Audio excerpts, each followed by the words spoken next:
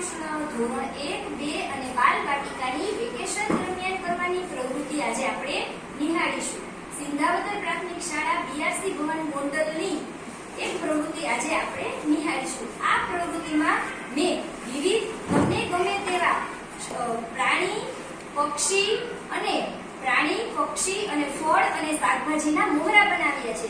આ મોહરા બનાવવા માટે આપણે drawing sheet, colour, candy stick, કાતર આ બધી સાધન સામગ્રીની જરૂર પડશે. આ બધી સાધન સામગ્રીનો ઉપયોગ કરી અને આપણે આ સરસ મજાના મોહરા બનાવ્યા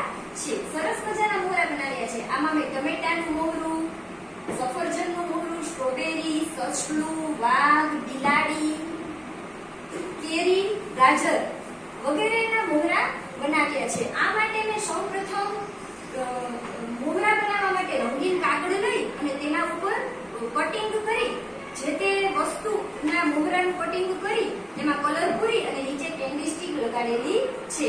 અને આ બધા મોહરાને મેં ડ્રોઈંગ શીટ ઉપર ચિપકાવેલા છે. આભાર.